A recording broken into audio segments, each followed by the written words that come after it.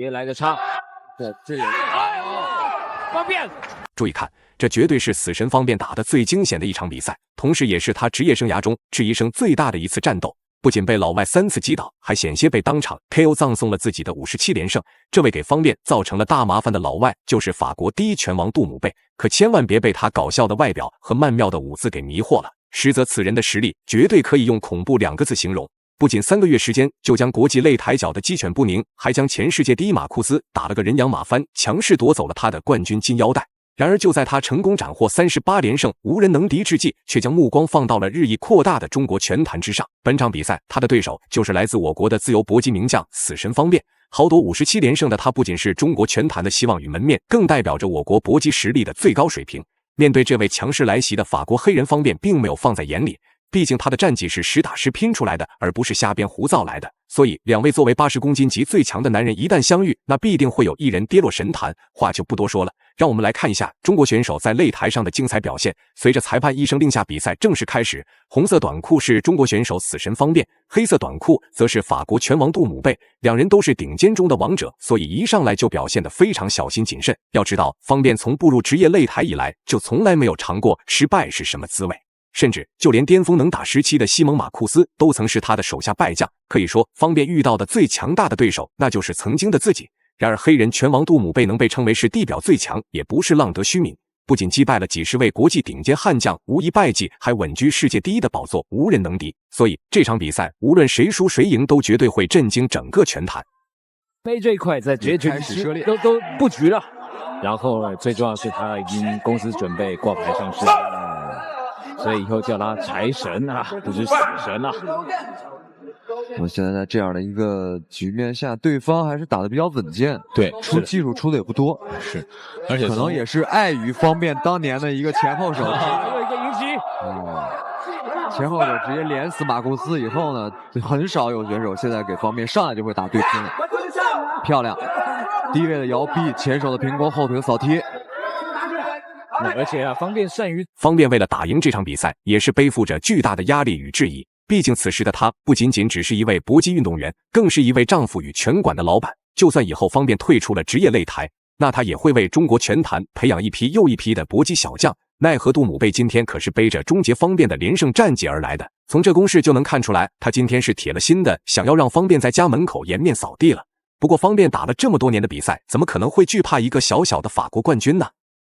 技啊，非常的险啊！对，双方其实是换了一拳，是，但是方便呢，好像受击打的效果明显一些。又中了一拳。好，方便前手平弓2次。对。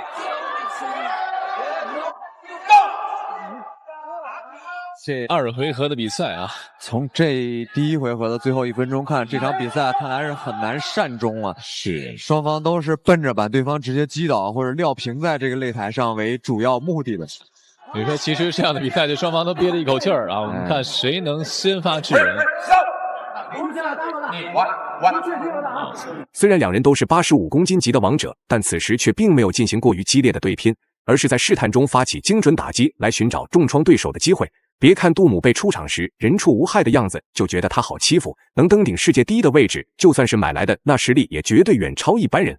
不过方便再怎么说也是武林风一手捧起来的选手，他作为节目的摇钱树，应该不会做这种自砸招牌的事情。所以两人此时表现的一个比一个稳健，生怕一个疏忽就让对手瞬间抓到自己的把柄。老师警告了。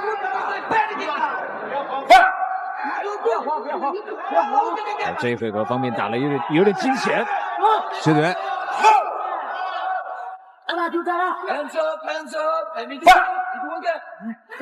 方便的这个手要再拿高一点，保护自己的头。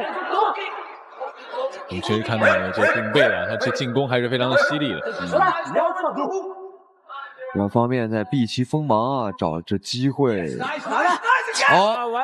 这个看这一下，飞拳了。方便的打法战术基本上就是透明的，但却从来没有一个人能对他做到真正的克制。这也是为什么方便能一直连战连捷的真正原因。更何况这场比赛还关乎着自己的职业生涯与未来中国拳坛的发展，所以他在赛前不仅进行了长达3个月的针对性训练，还结合教练团队制定了专门的打法战术。要说面对这么一个顶尖拳王，心里没有一点慌乱也是不可能的。不过方便却不能表现出来一丝紧张，不说压制对手，但最起码也不能让老外看扁。挥还是不错的。的确，在第2回合，杜姆贝的优势还是慢慢的建立了。方便可能不能再拼拳了，是方便在找机会。如果让二老师给方便一些建议的话，你会有什么样的一个建议？如果是包边上头啊，如果是我的话啊，这个时候我认为应该避其锋芒。方便毕竟有优于对方的移动能力。最后这个打后脑打得非常的明显，而且还是裁判还是有警告啊。这个我们看到了。但是方便在这场第2回合的比赛，看来这杜姆贝根本就没有意识到事情的严重性，举着大摆拳就要猛攻方便的那位施展拳脚，无奈的方便只能硬着头皮与他进行换拳。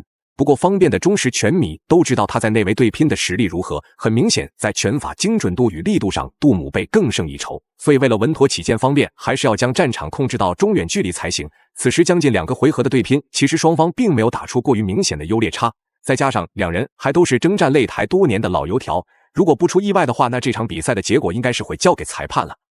方便的距离抓的不太好，他的一个侧过来正头啊，都过了头。在上一回合当中，应该说稍稍的有一点劣势，这边一定要小心，对方在找机会了。最后这个很重要了。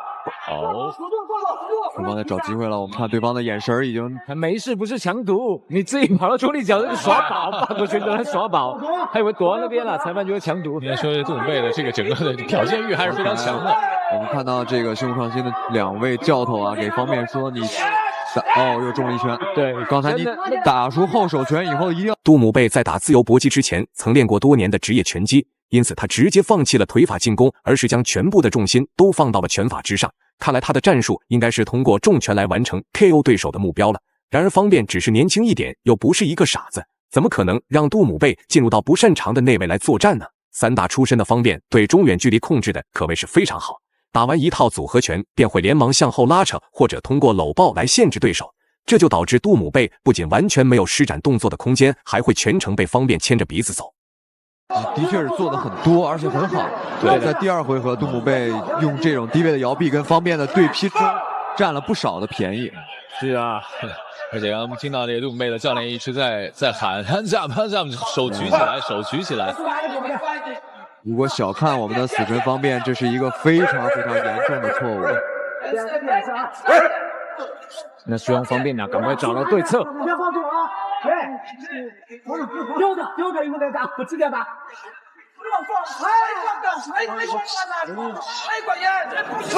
随着时间的推移，场上的局势也越来越紧张。虽然两人都是无疑败绩的拳坛王者，但总体来说还是杜姆贝的含金量更大一些。毕竟他对战的全部都是各个国家的精兵强将。反观方便，虽然有着57连胜，但他有很多对手都是国内拳手。不得不承认，这黑人拳王的实力太强了，能激烈对拼3个回合且不落下风的，那可能就他一个人能做到了。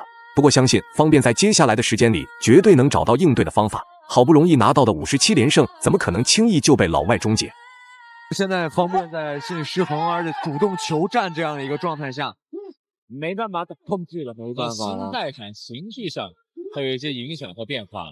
而其实刚才说了，杜姆贝他那个整个看一下，最终方便成功以微弱的点数优势拿下了比赛的胜利。以上就是本期视频的全部内容，大家觉得死神方便本场比赛的表现如何？欢迎在评论区留言讨论。